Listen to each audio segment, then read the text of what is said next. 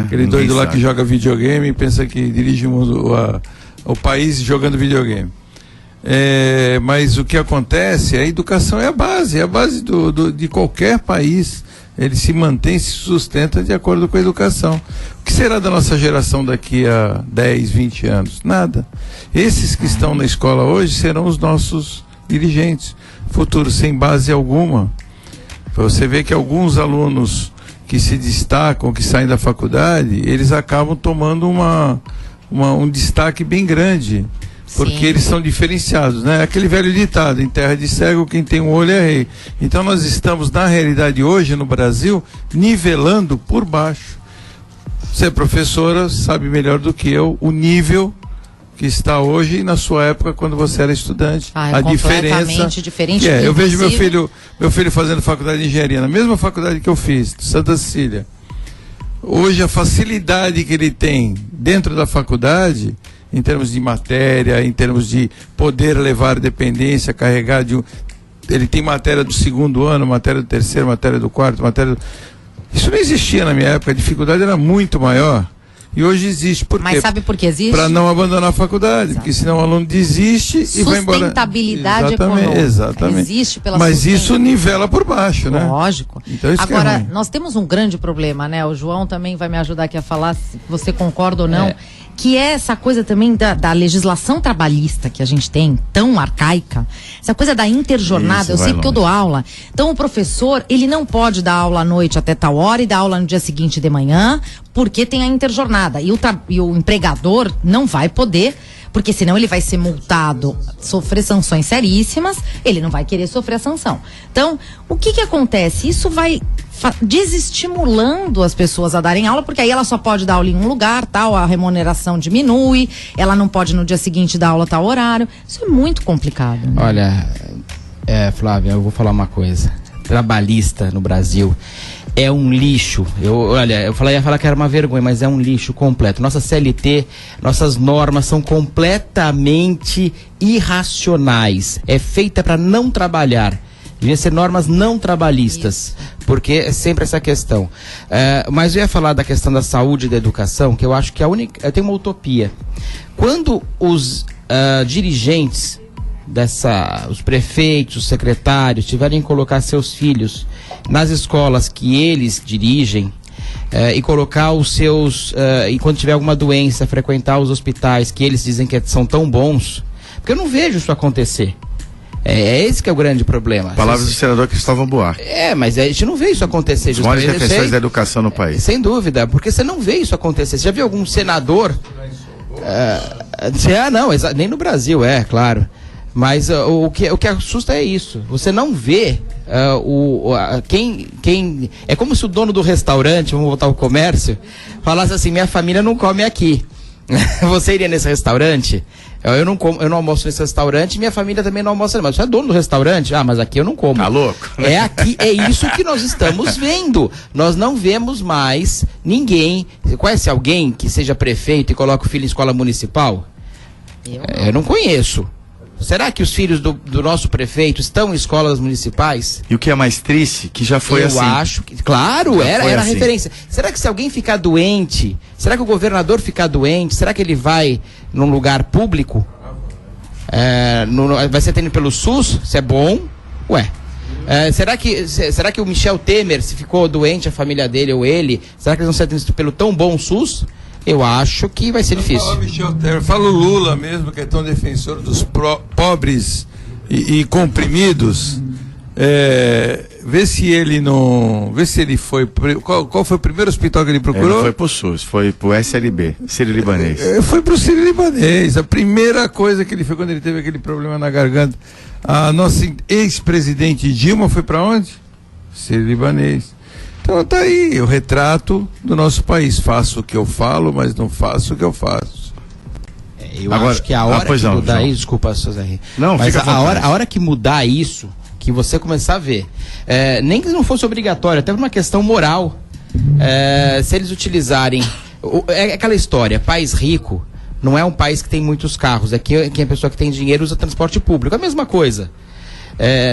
Nós vamos nos assustar muito quando o país resolver pegar os seus coronéis, que nós temos vários aqui, né? Nosso país é o país de coronéis ainda, né? Nós vimos agora o que acontece no STF. Com essas pessoas chegarem, tiverem os mesmos direitos iguais a todos, isso não acontece. Nós temos castas no Brasil. Nós temos pessoas que são mais do que outras. Aliás, nós temos que alterar isso na nossa Constituição. Eu sugeri uma PEC e colocaria: nem todos são iguais perante a lei. Quem está escrevendo esta, por exemplo, não será superior. E todos que estão em volta também serão superiores à lei. Porque nós temos que mudar a nossa Constituição e alterar para a realidade nossa. Então tem alguns mais bem assistidos do que outros. Ainda bem que você começou a sua fala dizendo que você tem uma utopia. Claro. Porque já é além do otimismo. Claro. 7h42, vamos parar para um intervalo aqui no nosso programa. O Bom Dia CDL, antes eu quero falar da APO Planos Odontológicos Empresariais.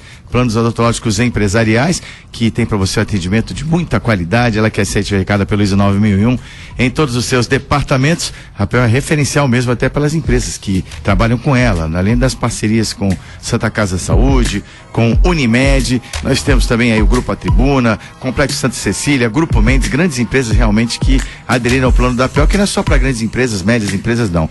É para qualquer pessoa jurídica a partir de 3 vidas.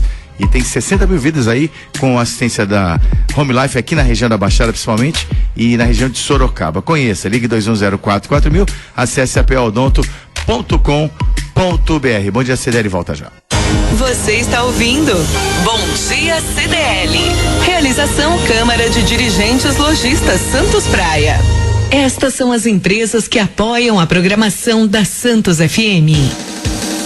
Slex.com, sempre trazendo as novidades em eletrônicos e informática. Se o seu celular ou tablet quebrou, a Slex conserta para você. Uma grande variedade de celulares, com facilidade no pagamento. Tudo em games, acessórios e periféricos de informática. Slex.com, Avenida Ana Costa 530, Loja 9, Gonzaga Santos. Telefone 3284-2223. Ou na internet, acesse slex.com.br. Slex.com.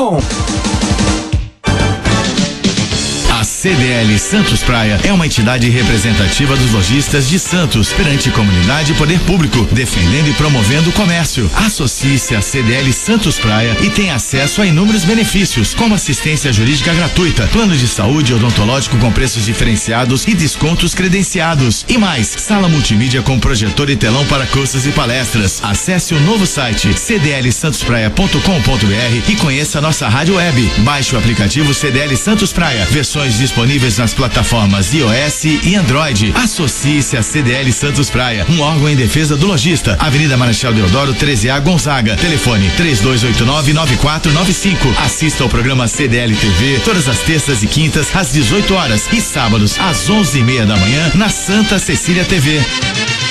Você está ouvindo Bom Dia CDL. Realização Câmara de Dirigentes Lojistas Santos Praia. De volta às 7h45, é o Bom Dia CDL da CDL Santos Praia, edição de sexta-feira. Nós vamos ao ar de segunda a sexta-feira, ao vivo, das 7 às 8 da manhã.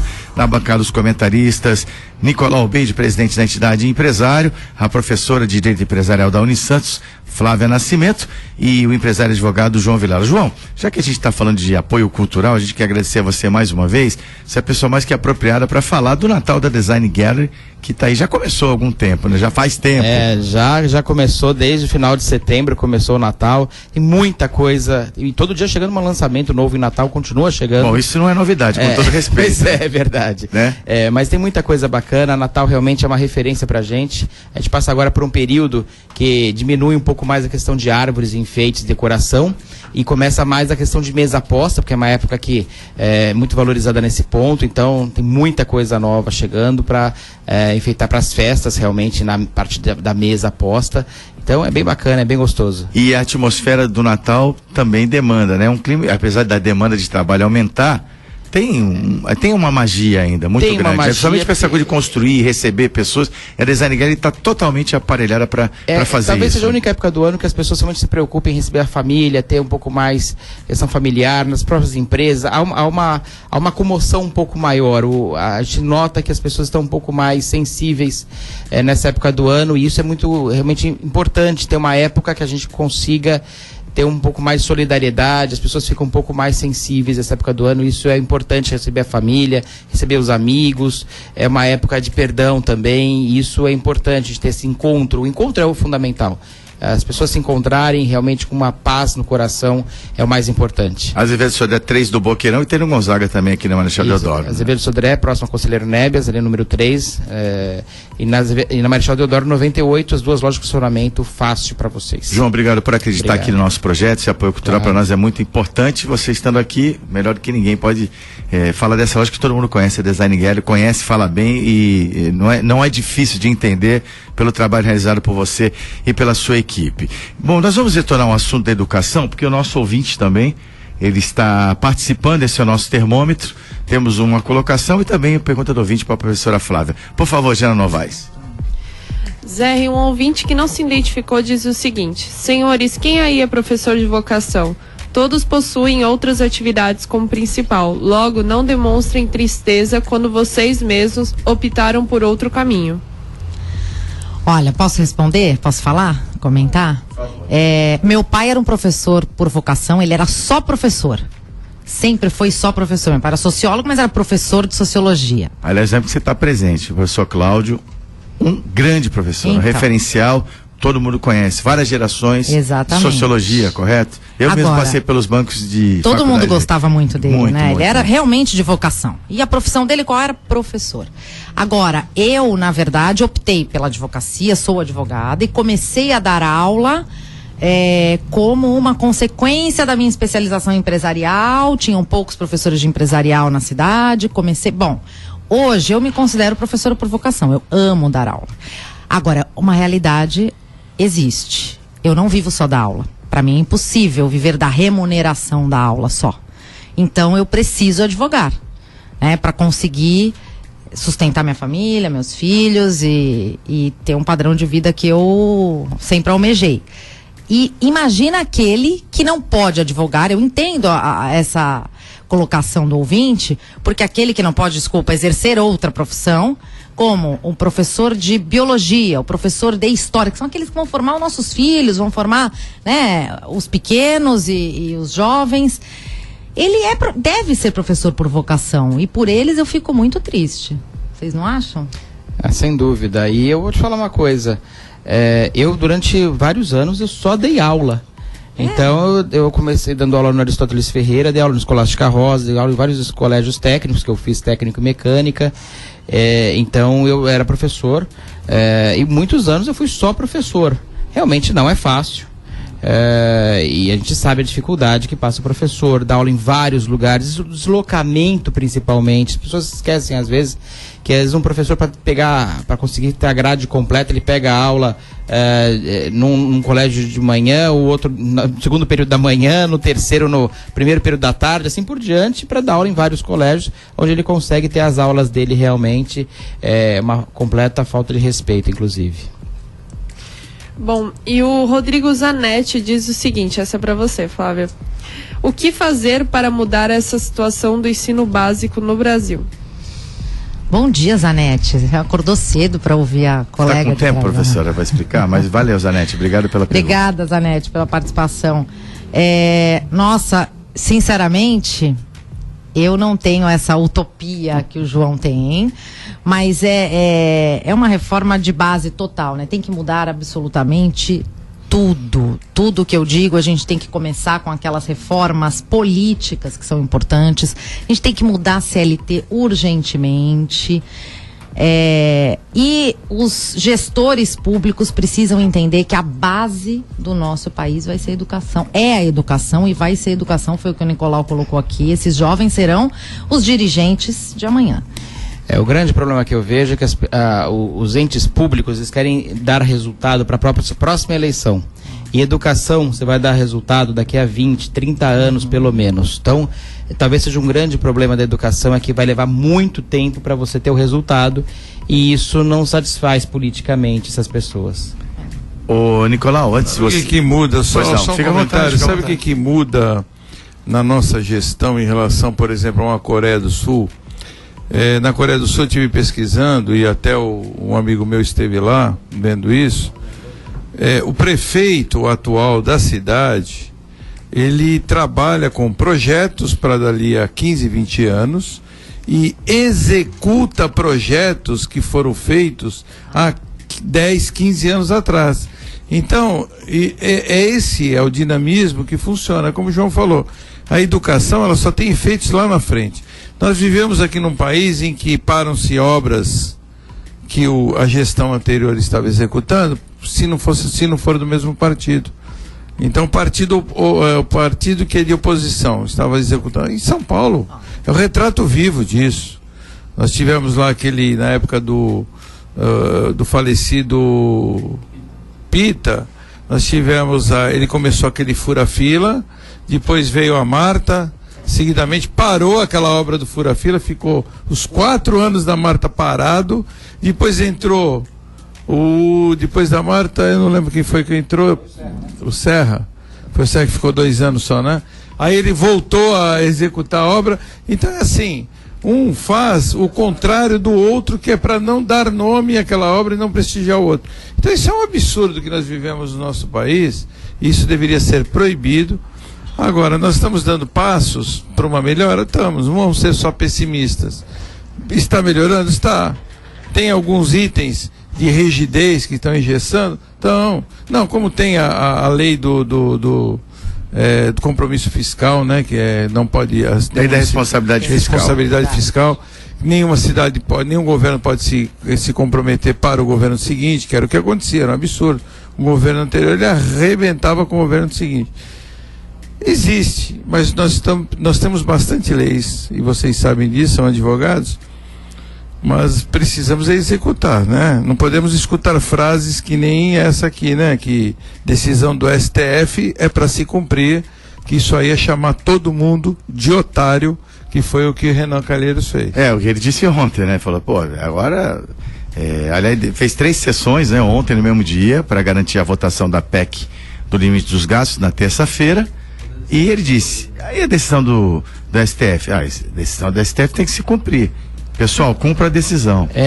Mas é aquela questão da Constituição, que tem que fazer uma PEC, dos superiores. Nós não somos todos iguais, alguns são superiores, e essas decisões têm que ser cumpridas pelos que são iguais, não pelos que são superiores. Olha, o Rafael Mota, que já está aqui nos estúdios, vai comandar outro programa jornalístico da Rádio Santos FM, na sequência do Bom Dia CDL, o Entre Linhas.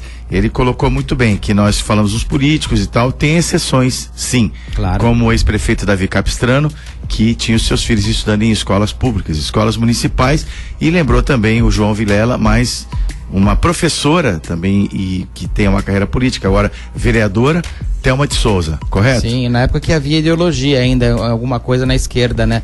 Porque hoje em dia você não vê essa ideologia, infelizmente, com raríssimas exceções. Sempre tem, claro, a exceção confirma a regra. Não tenho dúvida disso, que existem políticos que são honestos, existem políticos que são corretos, tem políticos que são éticos. O grande problema é que a maioria não é. Então, isso que denigre a coisa. Você vai encontrar até na prisão, se bobear, você vai encontrar cara ético. Mas você não vai... tudo tem a exceção, não tem a dúvida. É complicado. E outra questão também, que parece algo isolado, mas não é. Parece algo distante, mas não é mesmo. O que aconteceu ontem, que um turista italiano, junto com outro amigo, indo ao Corcovado, numa expedição de moto, eles estavam viajando de moto, na descida lá do morro do Corcovado, do Cristo Redentor, ele se perdeu, entrou na favela e foi fuzilado pelos traficantes, repercutiu mundialmente. Por que eu estou dizendo isso? Além da perda de uma vida, que é sempre incalculável, né? Não tem como calcular, eu lembrei de que o Rio de Janeiro é aqui, porque você aqui em São Vicente já teve episódios assim, Na região metropolitana, aqui da Baixada, nós temos isso. E nós temos também no caminho para São Paulo. Aliás, até o Ricardo Martins hoje não vai participar conosco, infelizmente ele está se deslocando para participar do programa na SPN Brasil ao vivo e o sinal não está bom o suficiente para que ele possa entrar por telefone, sinal do celular, não é? E não vai participar hoje. Mas enfim, Nicolau, é um problema que está atingindo a todos nós. Não é para turista não, só é para todos. Em 10 anos de conflito que nós estamos tendo na Síria, que é lamentável, e muitos refugiados pelo mundo inteiro, o Brasil recebeu bastante refugiados, e eu tive o prazer até de receber um refugiado, que foi o Salem, a esposa, o irmão. Nós da Sociedade União Antioquina de Santos os recebemos, demos moradia para eles, e graças a Deus hoje eles estão trabalhando, empregados e falando bem o português, e conseguiram se destacar até no que estão fazendo. Pessoas de nível bom na Síria, pessoas que eram classe A, né, nível classe média alta, e de repente perderam tudo. Então, nesses 10 anos que eu queria dizer, foram mortos em torno de 200 mil a 240 mil pessoas. 10 anos. Nós temos no Brasil, em expectativa de mortes, 223 mil, que foi a última em 2012, 223 mil pessoas vítimas de acidentes e mortes por latrocínio. Então, eu acho, é uma guerra, ou o que é que nós vivemos guerra aqui? Civil. Guerra civil. É mais do que uma guerra, isso é mais do que uma guerra. O trânsito mata, se o trânsito não matar, o assaltante mata. Sabe o que me assustou Então, muito nessa... E nós não refletimos. Você reparou, Flávia, que ninguém reflete sobre isso. Morre mais gente nesse país por latrocínio, por acidentes de carro, pavor de violência, do que uma guerra que nem nós tivemos 10 anos na Síria, morreram 240 mil pessoas. Então, o que é pior? A Síria está um destaque no mundo inteiro, mas o que é pior? E aqui? Por que esses dados não são dados aqui? Não, e eu estava assistindo ontem à noite no Jornal da Globo essa reportagem. Os bandidos, os traficantes confundiram os motoqueiros lá com a polícia, porque eles tinham uma câmera, né? Então, assim, tanto que quando perceberam que eles mantiveram vivo, quando perceberam que era turista, o chefão do tráfico deu a ordem para liberar. Em caso de dúvida, qual é a lei deles? Em caso de dúvida, mata e pergunta depois. Mata a polícia, porque se é a polícia é aí que tem que matar mesmo. Gente, aqui a gente não respeita, o traficante, ele não respeita a polícia. O turista, ele ainda respeita a polícia. A própria lei deles. É a lei deles é inacreditável. essa, matou e acabou. Gostaria de ouvir o João também. Olha, a parte de segurança é algo que assusta qualquer um. Vou voltar de novo, que tem alguns superiores que têm essa segurança toda que o Brasil merece, eles têm. Essas pessoas que a gente comentou até agora, que são mais iguais que os outros, eles têm a segurança perfeita. Não há problema nenhum, você não vê caso nenhum de acontecer algum problema com eles. Carro blindado? Sim, claro. Sempre, muita segurança, muita coisa e muito deslocamento facilitado. Mas é uma vergonha que nós temos. Nós não podemos realmente precificar uma vida, mas podemos precificar a perda de rendimento que nós tivemos em relação ao turismo com uma situação dessa. Turismo, já falei até aqui nesse programa, ele é basicamente um nível de atração que você vai ter no lugar, pode ser belezas naturais, pode ser uma série de coisas, mas principalmente a segurança. Você não vai se deslocar para um lugar que esteja inseguro. Por exemplo, o Egito é um lugar que tem muitas coisas históricas sensacionais. Hoje você vai pensar 30 vezes de ir para o Egito, porque essa questão da segurança, que é muito melhor que a daqui, por sinal, está numa situação ruim. Então, a grande questão é a segurança. O turista só vai para lugares que tenham segurança. Você corre menos risco que certamente. Vai para a Síria, que você corre menos risco lá do que no Rio de Janeiro. Será? Certamente, Nicolau, certamente. Não, se bobear, aqui lá você sabe o risco que você está correndo, aqui você não sabe, esse é o problema. 8 em ponto. Gostaria de agradecer a nossa bancada de comentaristas, professora Flávia Nascimento, bom final de semana, até semana que vem, João Vilela, Nicolau Albeide, Rick Santos e Giana Novaes. Destaque hoje é para a última rodada do Campeonato Brasileiro. Vamos comentar também na segunda-feira com o retorno do Ricardo Martins, nosso especialista. Vem aí o Entre Linhas com o comando do jornalista Rafael Mota. Obrigado pela audiência, bom dia CDL, volta na segunda às 7 da manhã. Tchau. Termina aqui. Bom dia CDL. Realização Câmara Câmara de Dirigentes Lojistas Santos Praia. Santos FM, apoio cultural. Parque Balneário Hotel.